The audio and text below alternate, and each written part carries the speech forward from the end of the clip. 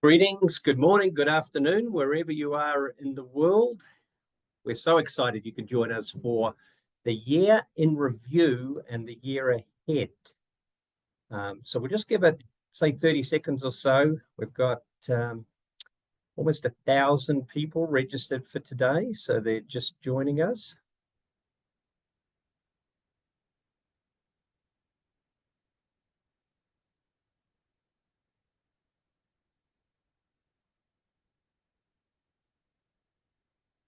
Thank you so much for joining us for today's webinar. We've been doing this for 9 years with our very good friends and colleagues at Focusrite, and in the last few years with FocusWire, their travel news service.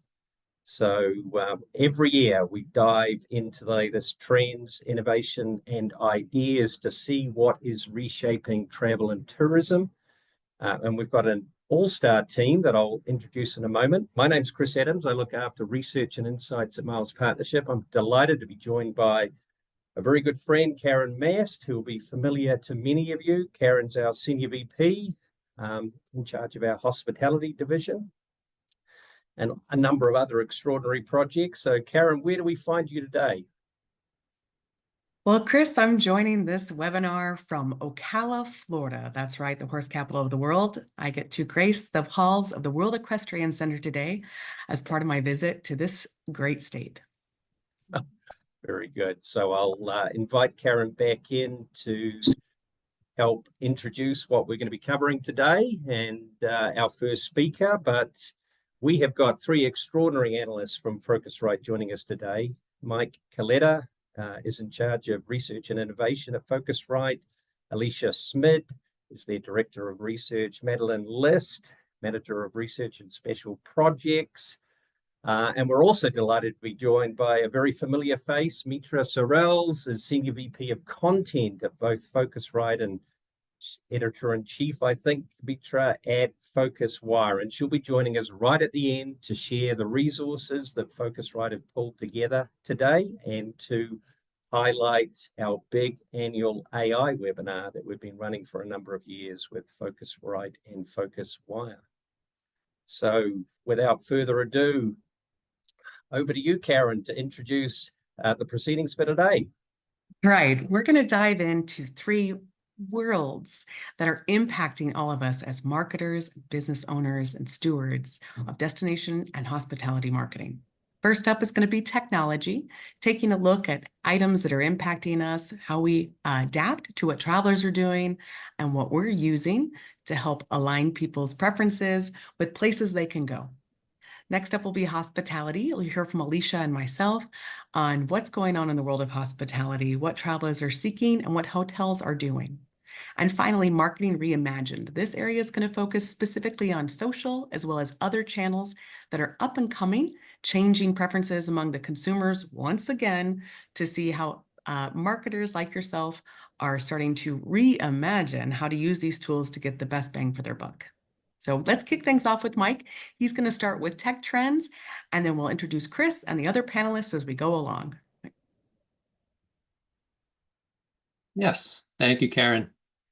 So today I want to focus on the intersection between generative artificial intelligence, which I'll refer to as Gen AI, and digital identity, because this is where I see some very significant things happening in the coming years.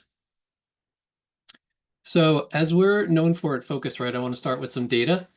Earlier this year, we did a survey about where we asked travelers about their use of technology throughout their journey.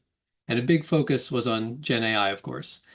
And one of the most interesting findings was that in 2023, 22% of all travelers were using Gen AI. And that was still less than the usage of other popular consumer technologies that we measured, like virtual reality and augmented reality.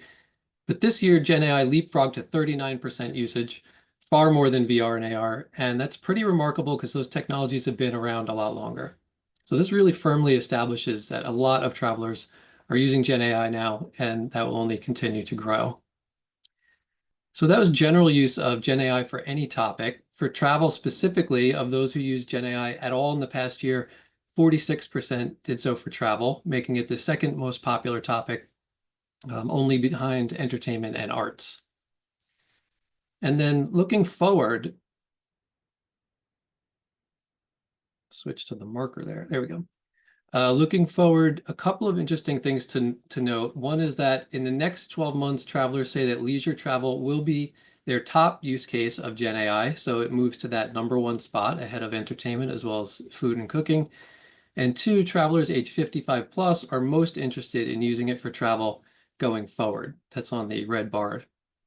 And I think this is likely because they were holding out more so, but they're now convinced and are catching up. And then travelers of all ages are significantly more likely to use Gen AI again in the next 12 months for all travel use cases. So they're clearly happy with it and finding it very useful for travel. Now, something important on this chart is that we asked about interest in booking and reserving trip components. That's towards the right on the chart. And it was only asked for future usage since it's not currently possible with today's Gen AI tools, but it likely will be soon. So interest is moderate at 40%, but I'd say that's quite good. A lot of people will, of course, continue to book travel in the ways they're used to on websites and apps and calling for a long time to come. But especially for simpler trips, if they're using Gen AI to plan their trip and more they can get live prices and booking capabilities right inside ChatGPT or Gemini or inside a chat environment embedded on an OTA or supplier sites and apps, a good amount of people are going to be interested in that. And indeed, Google already started working on this. So way back in April, they demonstrated flight search inside the Gemini chat environment. So here's flight results and can do seat selection. And you can pay, or you could pay and make the reservation, because actually, as far as I know, this still hasn't rolled out yet in Gemini, but obviously it's coming. And then while we're talking about Google, this is an important data point from a recent report by BrightEdge, an enterprise SEO platform. And per this report, AI overviews in the travel industry, meaning the AI summaries that pop up at the top of Google and give you an answer above the blue links, they increased by 700% from September to October, going from showing for only 1% of travel-related keywords in September to nearly 30% by the end of October. And this obviously has big implications for how much traffic is going to travel websites and thus how Google monetizes travel going forward, meaning perhaps if ad revenue declines, they will try to monetize bookings more. And that's why one of the main things we have our eye on at Phocuswright for 2025 and beyond is that more travel intent will shift into generative chat and search environments, and that we may start to see meaningful bookings happening there in the next year or two, which is why our conference theme this year was the new agents, alluding to the fact that we are entering a new age of travel and that new types of agents will abound. And in this context, I'm talking about autonomous AI agents, which we're convinced will have a profound impact on travel in the coming years. And this refers to bots that can not just create itineraries and gather information, as they do quite well right now, but go out on the web and do things for you, like actually make bookings. And increasingly, they'll get to know you and personalize content and recommendations to you. And an early example of this kind of agent in travel was published earlier this year by a startup called Multion. So here we have a travel query written in natural language, one-way flight from Vegas to San Francisco this Saturday, using Google Flights with some preferences like United Economy, window seat. And this is an early experimental version, but in this case, it controls the computer. It goes to Google Flights and starts filling everything in. And you can see how it narrates what it's doing on the right side in a chat box. And you could interrupt it and chat with it during the process if you want.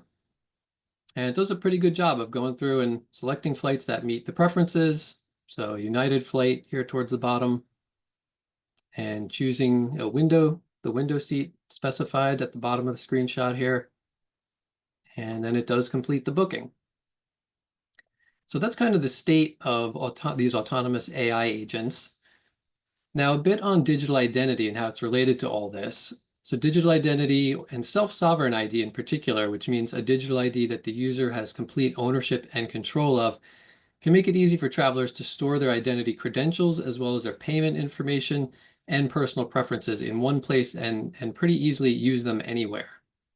So here's a good simple example of personalization provided by a company called Condatus.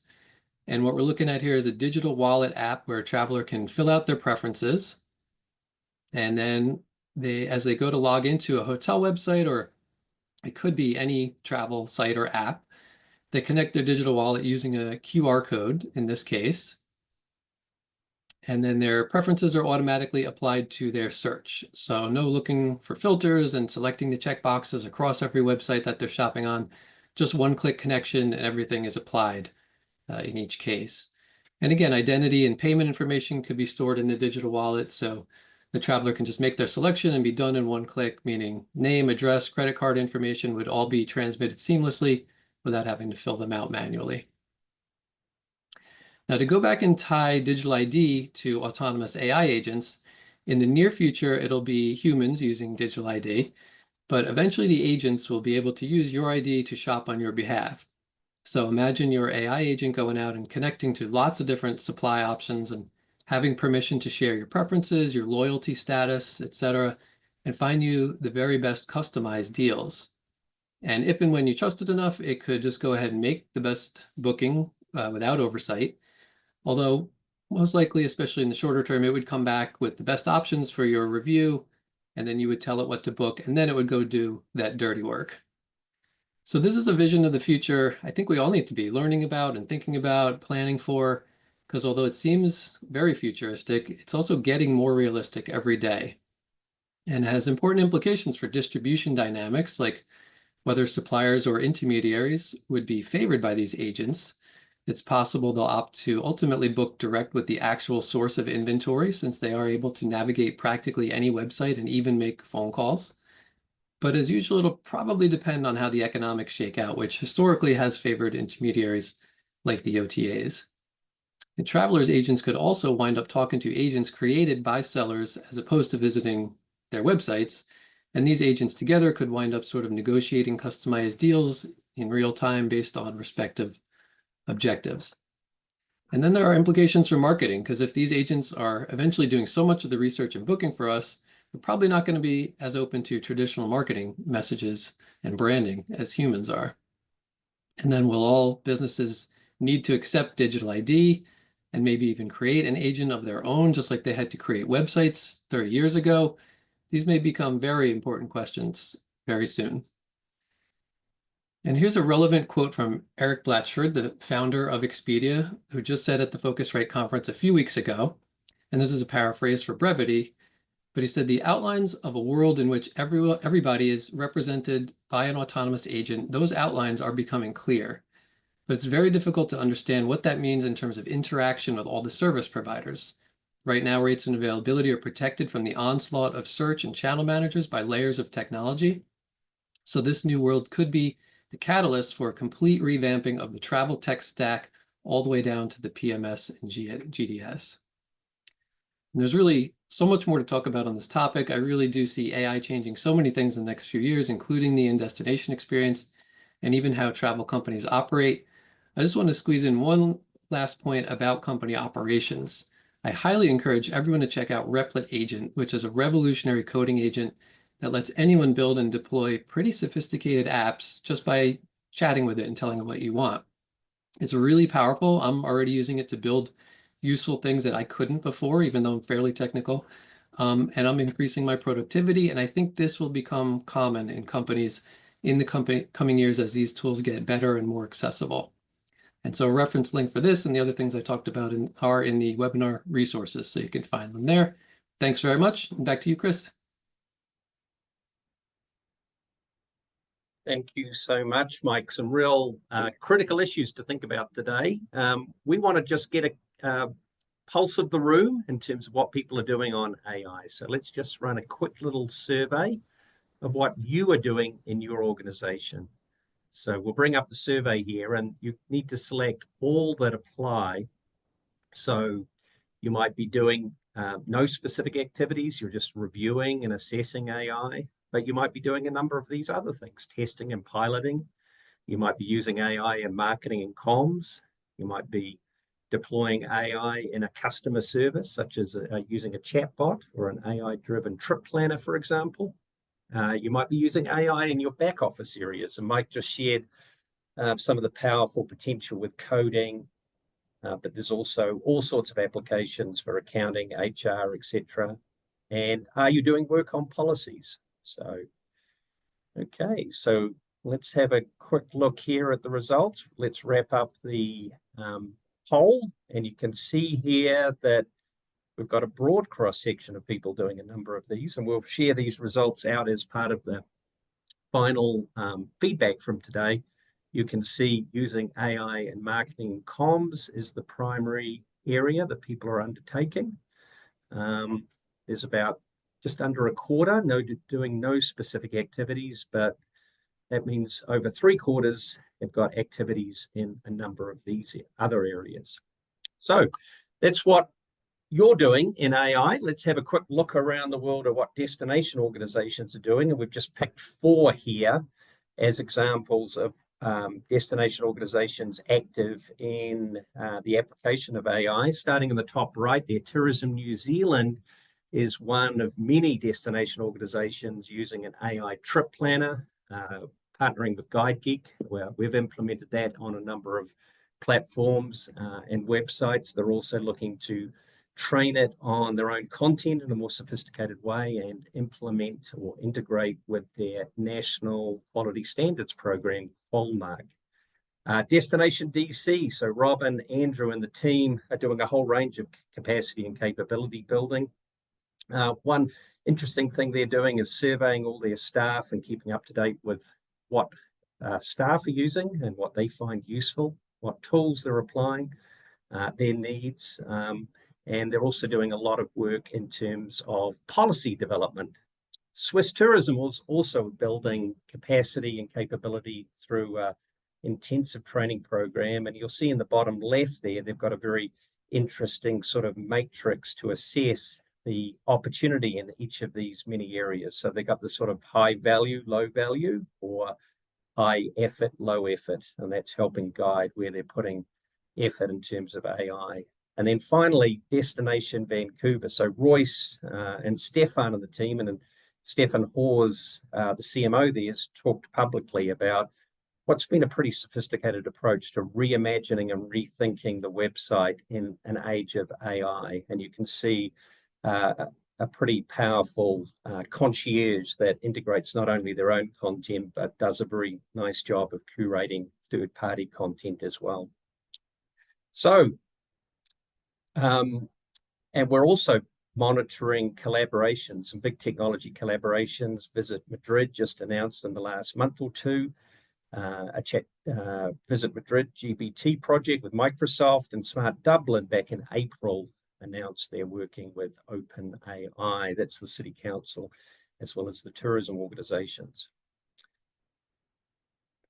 So we are certainly already seeing some disruption to search and discovery. So ChatGPT launched a search platform, which does a really nice job of offering very detailed, nuanced information regarding travel and tourism. And we reached out to SimilarWeb, and SimilarWeb's been tracking for the last number of years changes in terms of the impact of AI tools, chatbots, AI-driven search. And you can see if we look holistically, it started dramatic rise at the start of 2023, where this latest sort of iteration of AI really blew on us. But in the last 3 to 4 months, it's really transformed. So we've seen a dramatic rise in the use of AI chatbots, AI search in the booking process for travel. So you can see SimilarWeb's estimating about a quarter of all lodging bookings now involve some sort of AI agent in the process, and about a quarter of popular destination searches, specifically those longer tail searches of 3 words or more.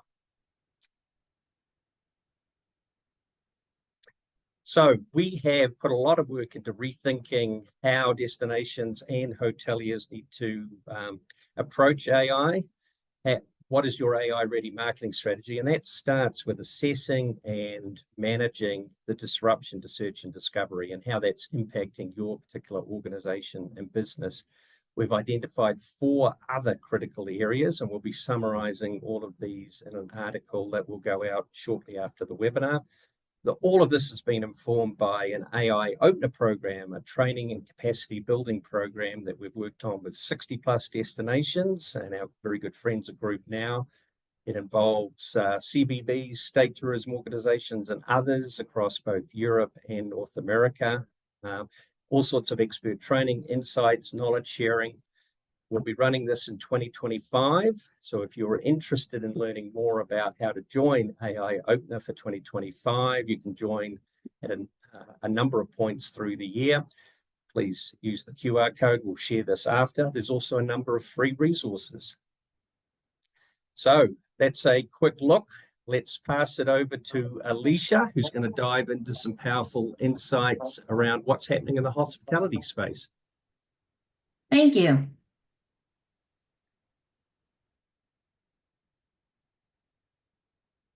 So each traveler has an idea of the experience they want to have while they're on vacation. And for many, it's rest and relaxation, with just under half having this as their goal for their leisure trips. Now, our European travelers tend to look more for cultural enrichment, where our US travelers just have this need to get away. But over the past year, we saw US travelers shorten the duration of their trips, with an average trip length dipping below 6 nights. The 4 to 6 night trips became more popular than our 7+ nights. Companies requiring employees to return to the office regularly may be partly responsible for this shift. Consequently, our leisure trips that incorporated some business elements decreased slightly, with fewer travelers extending their business trips or working remotely from their leisure destination. Now, a little more than half of travelers have a specific destination in mind, and other than a small few who come across a good deal, they need to conduct some kind of research to determine where they want to take their trip. So when looking for destinations that provide the experience they're looking for, they are influenced mostly by the beauty of the destination. But the cost of lodging is also very important to many. It's among the top 5 influencers of destination selection across the regions. Younger travelers are more influenced by price, regardless of region. And amenities lodging provides are slightly more influential for our older travelers in Europe. And interestingly, only 1 in 10 indicate that the activities available are influential in their destination selection. But the large majority do participate in activities. Natural and cultural attractions top the list, with guided tours and ticketed events next. Are we all happy that the Eras Tour is now over and we can stop talking about its impact on tourism? But when it comes to resources, travelers are most likely to be influenced by general search, Google Maps, and OTAs when looking for that perfect destination to provide the experience that they're looking for. But knowing that travel is about the experience, other resources are also trying to influence the traveler's destination choice. So, for example, Airbnb is providing a way to book experiences in the location the traveler is looking for their short-term rental. And Marriott Bonvoy Moments is another example of suppliers influencing their destination selection by offering experiences with the hotel selection. 36% of US travelers book some kind of tour and attraction with their hotel in the past year, and that is up from 24% the prior year. Resources also have a role to play, such as social, travel guide sites, and destination sites. And while these aren't found to be as influential as the OTAs in search, they are for at least, 2 in 10 travelers. Now, Mike showed the data about use of Gen AI. So if you do the math, 18% of travelers have used Gen AI for their leisure travel in the past year. And at the top of that list is to get ideas on the destination. Half or more are using it to research flights and activities as well. And slightly more than 4 in 10 are using it to research their accommodations.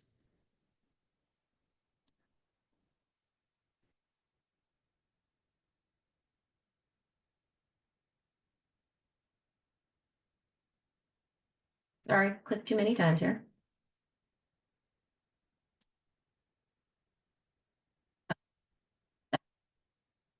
But here we have an example of pulling it all together. This ad by Expedia depicted Sonia and her dog Bill using the chat function to plan a getaway from the cold, a spontaneous trip to sunshine. So Expedia's commercial not only shows the benefits of ChatGPT, but also highlights the brand's commitment to making travel accessible, personal, and a one-stop shop. So almost all travelers had at least one stay in overnight paid lodging, 95% in the US, 96% in Europe. And when we're looking at where travelers stayed, hotels are by far the preferred choice and experienced growth over the past year. And while hotels are the lodging of choice regardless of age, travelers 35 and over are more likely to stay in hotels, and our younger travelers under 35 are more likely to be staying at accommodations that might provide them with a different experience, such as short-term rentals, bed and breakfasts, and hostels. And while this is US data, the trends are similar across Europe as well. And it's interesting that almost half of US travelers and a third of European travelers tell us that they do prefer luxury accommodations. But practically, practicality and budget may win out, because while many travelers prefer luxury accommodations, the 3-star mid-scale hotel accommodations are the ones that people stay at the most. And only a small portion actually do stay in luxury.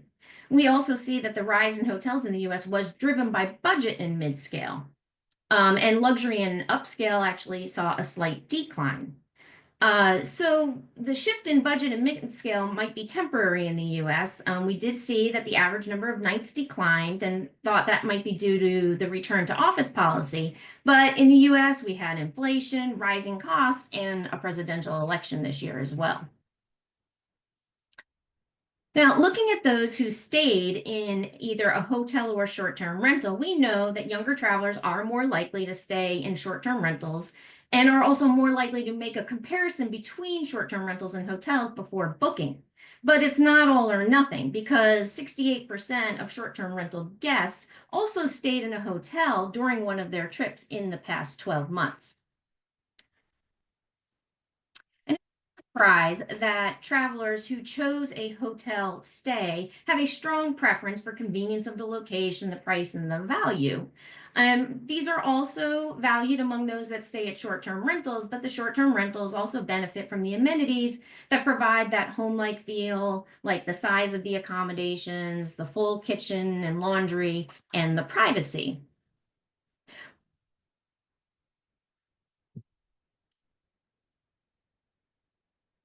But when we are thinking of the reasons the travelers in when we're thinking about the reason the traveler is in the destination and the experience that they're looking for, okay, that did it on its own this time. And the lodging they chose, travelers indicated that hotels are better at providing information on tours and activities. So to help build loyalty and expand the usage of rewards, Hilton, for example, has made it possible for honors members to use their points on the experiences, and as they put it, the travelers' passions. So there's also companies behind the scenes that are enabling this, like Turnio, one of FocusWire's Hot 25 startups. It enables hotels to give guests the ability to browse and book in-destination activities and transfers on the hotel's websites and apps.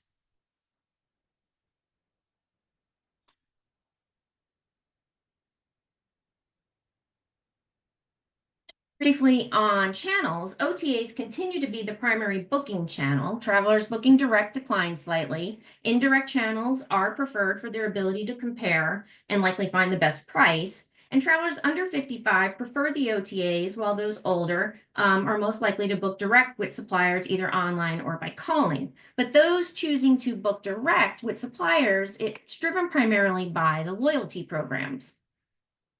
Now, despite how easy it is to sign up, in general, loyalty membership is a little lower in Europe, particularly for the hotels.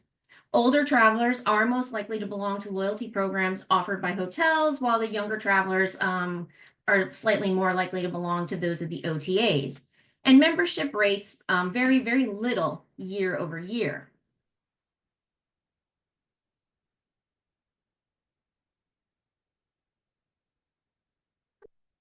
money on the table, and roughly half of all travelers, regardless of region or the program, redeem their loyalty rewards. So redemption of hotel loyalty rewards is similar across age groups. It's notably higher among our younger travelers for OTAs.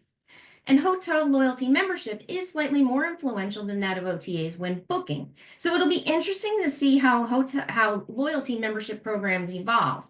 Do travelers age into loyalty programs, or is this the beginning of a generational shift? Are the traveler suppliers like Hilton providing ways for travelers to use the rewards on more than just nights and including experiences? Is this going to be more appealing to our younger travelers?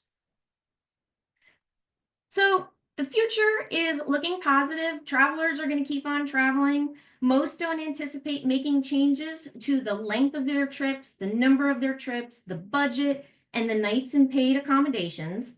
More do plan on increasing these elements rather than decreasing them. And we expect to see further integration of travel companies enabling and booking experiences and that other offerings outside of their core. And we have all the ways that Gen AI is going to impact travel to look forward to as well. Thank you. And now back to Karen and Chris. Thanks, Alicia. Let's kick things off by bringing to life some of the data that you shared today. Namely, I noticed that you said the fact that 50% of US travelers are comparing short-term rentals with hotels when deciding on a location to book. And while location was ultimately the deciding factor for booking a hotel stay, price was the most common reason cited for booking a short-term rental. This decision might get a bit more complicated as hotels and short-term rentals are starting to blur the lines for travelers, and they're trying to be all things to all people. So let's look at this example from Austin, Texas, where we see In Cahoots, which is a new group travel hotel and event space that ensures each suite offers a private living room, kitchen, and multiple bedrooms. Their marketing materials say that they're combining the convenience of a short-term rental with the reliability and hospitality of a hotel.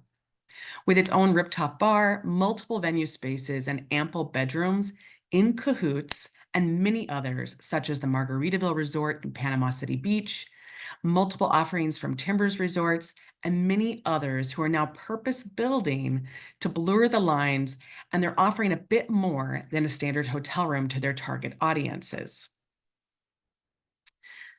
So we can see that hotels clearly feel an alignment that they need to make sure that they're giving travelers what they want, and that is experiences, as you noted. Yes, you can and you should provide information on tours and attractions in your destination. And as Alicia noted, travelers want it and they trust hotels to provide it. That trust is what some hotels are leveraging to go beyond information and into exploration of value and novelty, a unique combination they hope will set them apart in the traveler's mind. Let me say that again. Value plus novelty equals experiences that stand out. Hoteliers everywhere are trying to stand out in their marketing efforts to make sure that we can bring to life experiences for people. So here's an example from Preferred Hotels and Resorts, which believes that travelers might want to live like a legend in 2025. Their new program promotes experiences around the globe made possible thanks to your friendly hotel staff.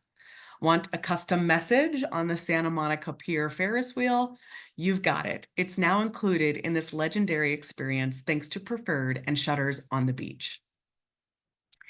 But no, you don't have to spend $20,000 to live like a legend. Hotels everywhere are creating their own novelty by taking advantage of holidays, pop cultural phenomenons, and other unique amenities to create experiences that you can write home or write to your social followers with on the daily. Okay, and last but not least, let's take a look at how hospitality is adapting to the technology shared earlier by Chris and Mike. AI working behind the scenes is nothing new to our industry. We've been using machines to set our HVAC systems based on weather reports, to automate our call centers, and to facilitate and handle guest requests for quite some time. This year, however, we've seen unprecedented adoption of generative AI tools to help with day-to-day marketing and communications by frontline staff. Just like our poll revealed, there's quite a broad use of generative AI tools in travel and tourism. Whether you see a concierge now recommending a specific tour for a guest based on mobility concerns, or you see front desk staff leveling up their complimentary breakfast photography, it's a lot of eggs there on that photo, or a marketing intern developing email copy in the voice of SpongeBob thanks to Character.ai. We're seeing generative AI push productivity and ingenuity to new levels in hospitality marketing. So to share further insights on how travelers and brands are adapting their marketing based on changing traveler preferences, changing technology, let's take a look at what Madeline has to offer. She's from the Focusrite team and is going to kick us off with how social specifically is part of Marketing Reimagined.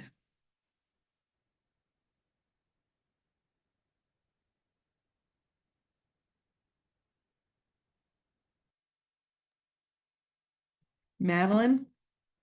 Just making sure you're still there.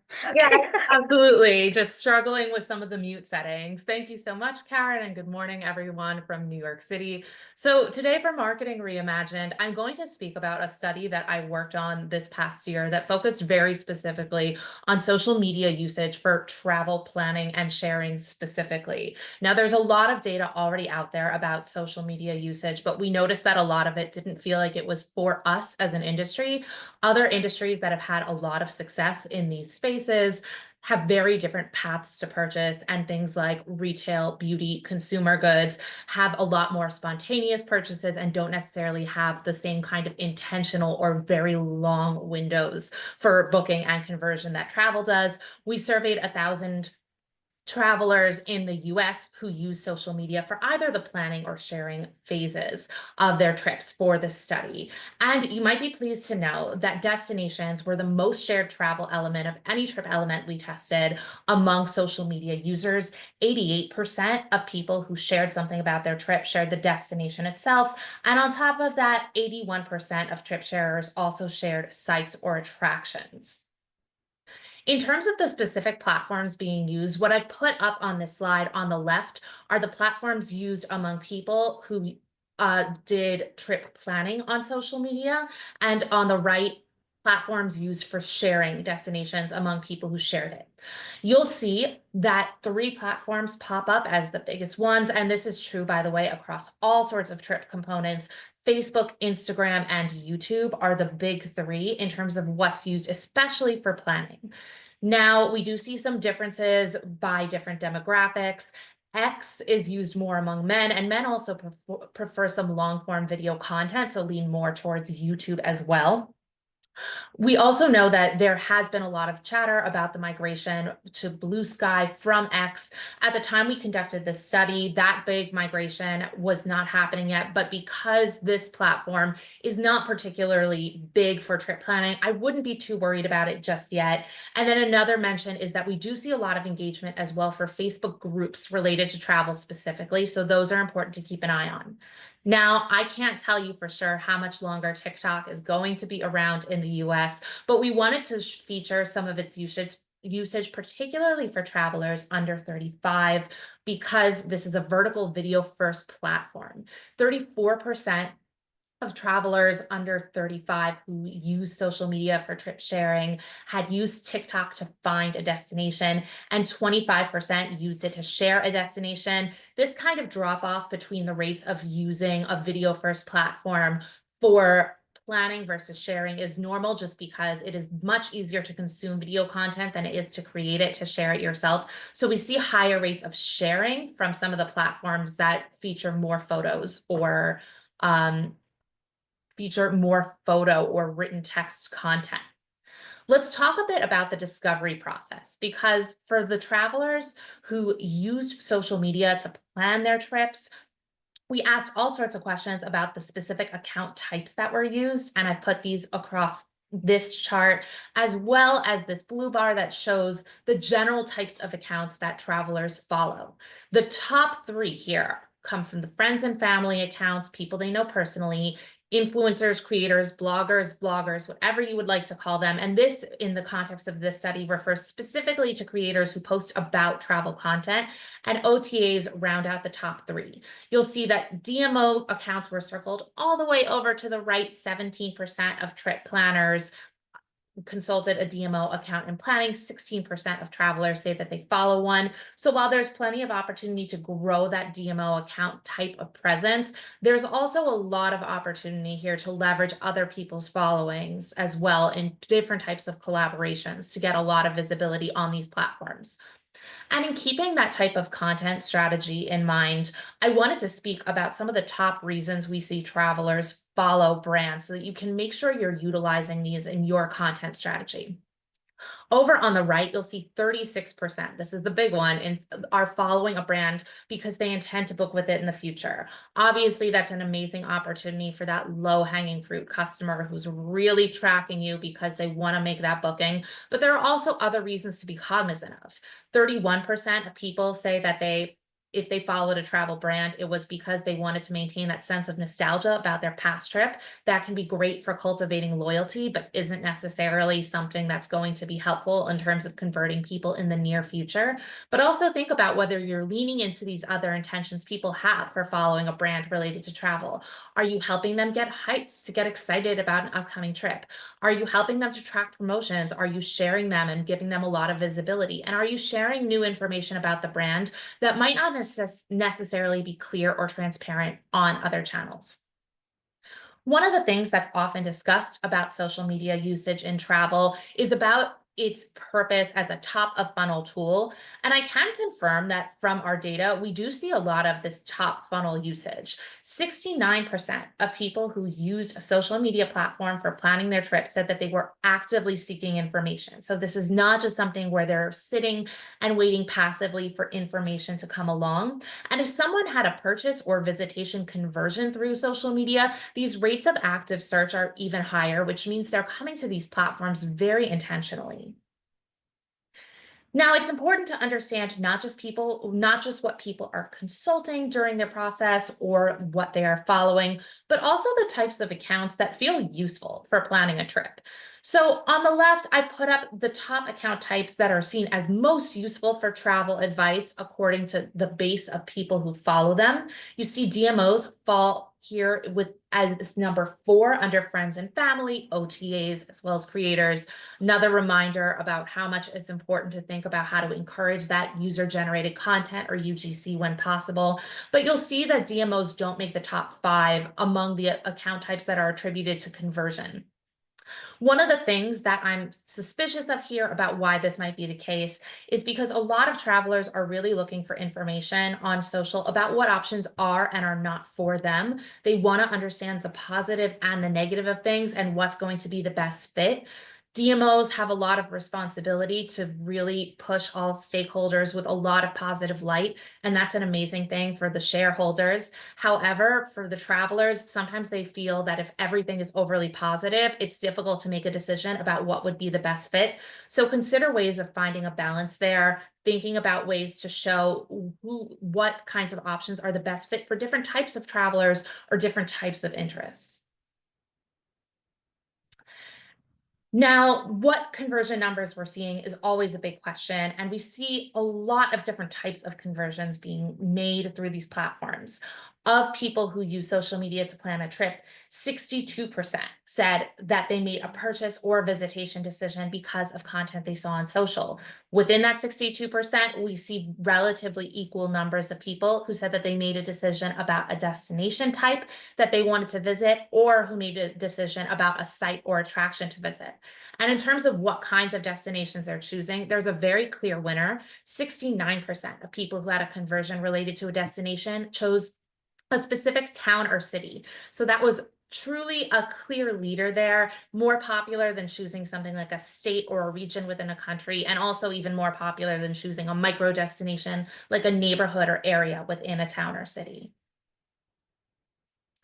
I also do need to give a bit of a nod to the situation with creators and the potential for collaborations. We see that they're attributed a lot to conversions, but it is really important to keep in mind the motivations for why people follow them and what's going on with the travel psychology around creators.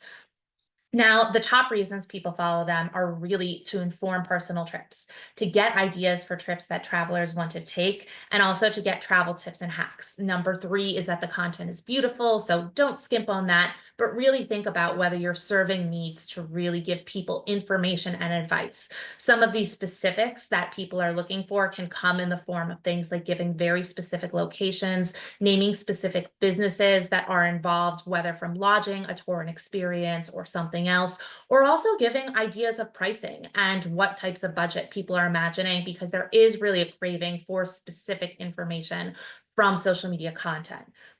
Other major reasons people follow creators that post about travel are for self-education and also to see that honest feedback and human side of the travel experience.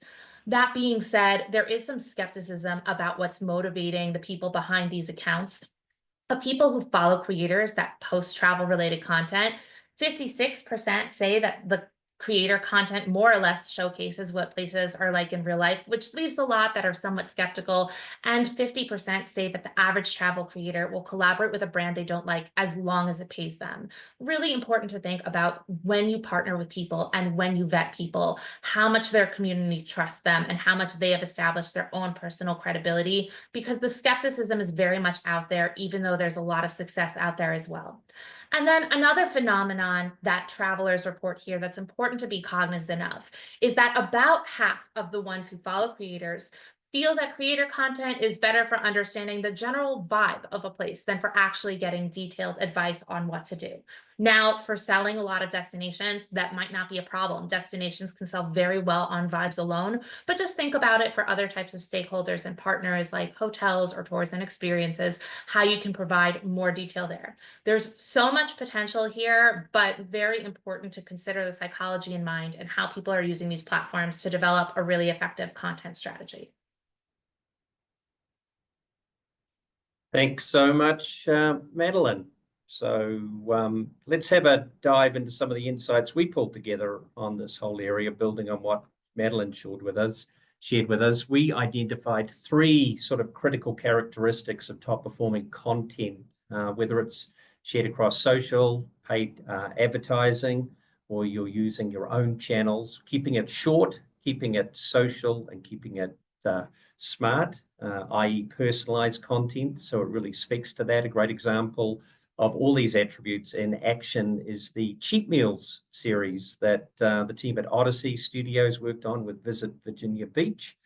And that integrates both horizontal, traditional video content, as well as vertical video across a number of platforms, content, paid advertising, etc. And it speaks to food. And from research we've done, 53% of US travelers, this is numbers from the State of the American Traveler, are self-described foodies. So always a rich area for storytelling.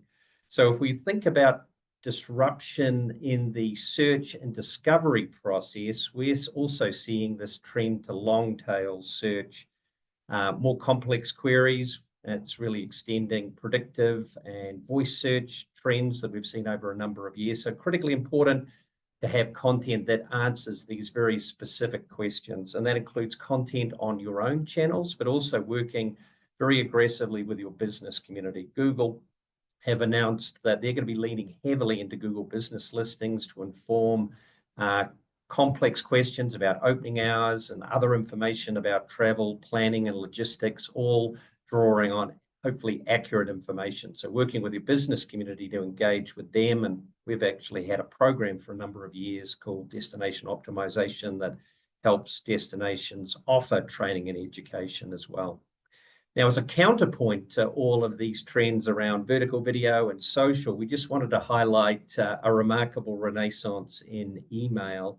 So we've been tracking for many, many years with the State of the American Traveler and future partners the top media that people are using. We've been asking for several years now, what is the preferred channel that travelers want to learn about new destinations? And you can see there, the the pretty remarkable rise over the last couple of years in email as a preferred channel, now rivaling websites and ahead of some of those major social media channels.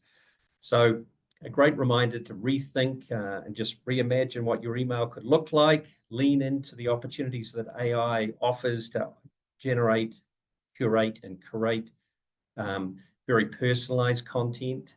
And of course, it's got the tremendous advantage of having first-party data, which now can be leveraged across all sorts of parts of your digital marketing and is hugely important. Of course, all of this storytelling and marketing leverages off people wanting to research, to share, and to book great experiences. And we are also seeing this remarkable rise in experiences and destinations. These are just some of the latest stats out of Europe, the Middle East, and Asia, where experiences now, these are attractions, tours, and activities, are growing at 3 times the rate of hotel and airline bookings and are helping influence and shape decisions on destination selection.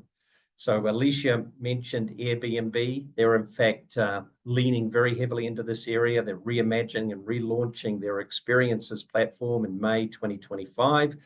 So an important opportunity to have a look at how your destination or what is around your hotel or business, what are the experiences on offer and how can you work with those entrepreneurs, those existing businesses to create a great experience. And let's just go on a quick trip to New Zealand. This experience, outdoor dining, really encapsulates a lot of the sort of critical elements that we're seeing travelers seeking in an experience. So authentic local stories, adventures, or ingredients, a unique setting. In this case, it's actually part of a dark sky reserve, another booming trend all over the world, and a special place to connect with family and friends, both old and new. Let's have a quick look.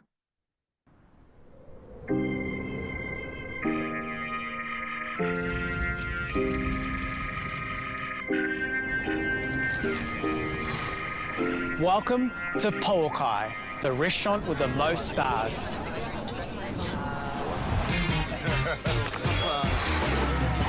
We've linked the beautiful night sky of New Zealand with our world-class cuisine and created a restaurant with the most stars in the world. So good. So this is your Fiordland lobster. Let's end it there before we get too hungry. Now we'll pass over to Q&A now. I think we've got a few minutes, Karen, to dive into some of the questions that people have posed. And I know a number of them have already been answered. So over to you, Karen. Yeah, that's correct. So in our Q&A forum within Zoom, feel free to go ahead and add any questions you have on the topics presented today. I know that while we're waiting for some to come in, most have been answered. I would like to ask a question of Mike because he kicked things off talking a little bit about AI and VR and the use of travel planning. And one of the things I'm curious about is whether or not their use, travelers' use of VR and AI is consistent based on their age or their generation. Because some of the later data sort of showcase the fact that it's more likely younger generations using these tools. Do you have any additional insight regarding Gen X and boomers and whether or not they're using VR and AI for their travel planning purposes? Yeah, and Alicia, feel free to chime in too, because we did that study together. She knows a lot of these numbers. Yeah, in most cases, we found that younger users said they were kind of the most heavy users, of all advanced technologies. However, also in all 3 cases, AI, VR, and AR, we found that the middle group of Alicia, is it 35 to 54? Yes. We're kind of the heaviest users. And maybe you can explain that a little better, Alicia? Interesting. Well, we did this research. We also took a different approach to look at it by technology adoption. So we looked at early adopters, mainstream adopters, and late adopters. And while yes, the 2 on the end, the laggers and the early adopters have some of the age skews you might expect, the late adopters not being all older and the early adopters not being all younger, they they did, our mainstream adopters really had no age discrimination whatsoever, right? So there's mainstream adopters of all age groups in there. And you see the early adopters adopting all these technologies much sooner, but they do have, people that are over 35 in that group as well. Okay, fantastic. Thank you for clarifying, right? It's I think very clear that people are just consuming more content every single day, whether that's in social media, AR, VR, or now AI content. It continues to be king. I think VR remains kind of an isolating experience and, more popular among early adopters. AR, though, I see a big opportunity as we see, glasses that actually work really well with AI integrated and AR integrated into them. Because you can really now walk around a city and say, just say, without taking out your phone and pointing it, what is this? What is that? Have it explain it to you, put visuals in the overlay. I mean, that to me is a pretty useful and compelling experience that I think it'll be really interesting to see, how travelers embrace that and adopt it as it starts to become, more accessible. I couldn't agree more. All right. Well, unfortunately, based on time, we've got a few more questions in the chat that will be responded to by our panelists. So make sure those answers go out in addition to all the follow-up materials. But I need to kick things over to Mitra, who's going to wrap up and share how our deck today, as well as this recording, will be shared. Yeah, and let me just chime in first, Karen, just to share 3 key takeaways. So first, thank you so much to the panelists today and to the whole team at Focusrite and FocusWire for bringing these insights. There's so many sort of key takeaways. 3 that we would highlight is obviously all of us need to be thinking about investing and preparing for AI. So we've seen a number of examples of what you can be doing now, building capacity and capability in your organization, testing and piloting, and then deploying some of these technologies. Obviously, the speed of adoption and impact is still unclear, but it is pretty clear that over the next, certainly, decade, it's going to have a profound impact on our industry. Experiences, people love to travel, and experiences need to be at the center. There's a great opportunity to rethink and reimagine experiences in your destination and how that really brings what's unique about your place, your business, your hotel to life. And quality content storytelling. All of these AI tools and platforms are going to rely on having accurate, complete, timely, and deep content. And so whether you're a destination or a hotel, you need to be thinking about that storytelling. So with all of the resources from today going to be shared out via an email tomorrow, and all will be available on the website. And Mitra, let me pass over to you. Mitra helps run and organize our big annual AI webinar. She'll announce that, but you've got some resources also to share, Mitra, and then you can wrap it up. Yes, wonderful. Thank you so much, Chris. And thank you, of course, to Focusrite's fantastic analysts, Mike, Alicia, and Madeline, for their insightful presentations. What they have shared is really only a small sample of the research and data that Focusrite has on these topics of AI, hospitality trends, and social media. And of course, we cover many other topics as well. So we hope you'll scan this QR code to learn about the content and a special offer that we provide specifically for DMOs. And for those of you from hospitality companies or other travel stakeholders, of course, our library is also full of relevant content for you.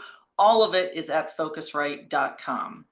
The best way to see our research come to life is to join us at one of our events. In 2025, we will be in beautiful Barcelona in June and equally beautiful San Diego in November. We hope you will join us. You can register now for both of these events before prices go up. And Mike, Alicia, and Madeline use data from a variety of Focusrite research for their presentations. You'll receive this list via email, as Chris said, where you can access the full reports as a subscriber or purchase them individually. We are also including links to some external sources, such as the ones that Mike showed from Multion and Condatus, as well as free resources from Focusrite and the daily link, the news to the daily link news from FocusWire, excuse me. And finally, please, we hope you will make plans to join the next Focusrite and Miles webinar, as Chris mentioned. That will be on May 15th at 3 p.m. Eastern, where we will focus exclusively on AI. This will be our third AI webinar. There's always a lot to discuss. We will have updates on how it is being used across the travel industry, how it is changing search and distribution, and how destinations, hoteliers, and other stakeholders should be adapting to make the most of it. That is all we have for today. Thank you so much for joining us, and we look forward to connecting with you in May. Thanks, everyone. Thank you, everybody.